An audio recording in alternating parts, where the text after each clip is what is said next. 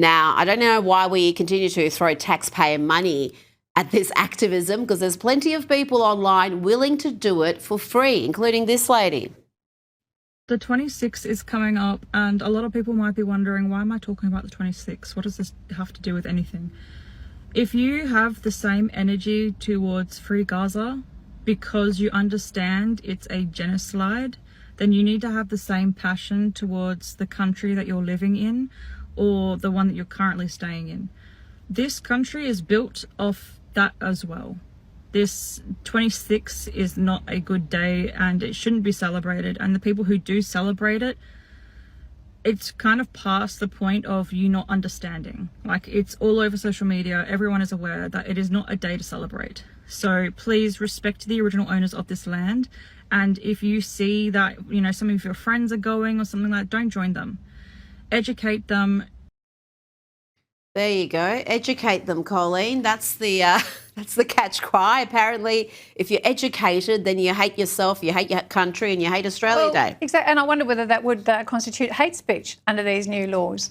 Probably not. Yeah. Well, this is just another example of, the negativity that people are completely sick of.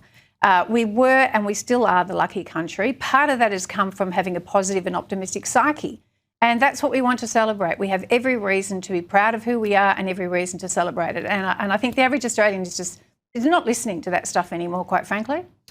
Now, an internal document that the West Australian Labor government tried to keep secret has revealed a startling revelation about the gender clinic at the Perth Children's Hospital. The document reveals that the gender clinic will connect interested under 18 patients with private surgeons for a mastectomy, double mastectomy, while stressing the personal responsibility of the girl and her family for that choice. That was a report from The Australian. Stephanie, that is disturbing to read. Do we know at what age young, confused girls in this country are having their healthy breasts removed?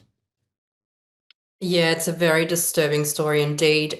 We don't have clear data on this because the government doesn't keep the records for the reason, I imagine, that the public would be outraged. We know that girls as young as 15 have spoken about in Australia having a double mastectomy. And we also know the Daily Mail reported in 2023 that there was a clinic in Queensland willing to perform it on girls as young as 13 with a referral. So this is definitely a thing. But I mean, this is why we need a national inquiry in conjunction with the states, because the states are doing different things. They've got their own guidelines that are informed by the Australian standards of care. And it's all very hush-hush. There's no mandatory reporting. There's no mandatory follow-up. And it's really dark. I saw something very recently where a mother who was a new mother, thankfully she had been able to conceive a child after going down the path of transitioning and coming back. And she was sharing her experience of her milk coming in, having had a double mastectomy, and not being able to feed her baby. I mean, these are the real devastating consequences of these treatments, even if it's an adult, a young person. The question is whether they're able to actually consent to these treatments, like Mel Jeffrey, who is also suing the clinicians and the Monash Clinic that performed a double mastectomy on her. You're dealing with vulnerable people that often have other struggles with mental health. So I don't think Albo's taking it seriously enough. I don't think his inquiry is going to look at any of these things, but hopefully with more pressure in 2026, we can see some change.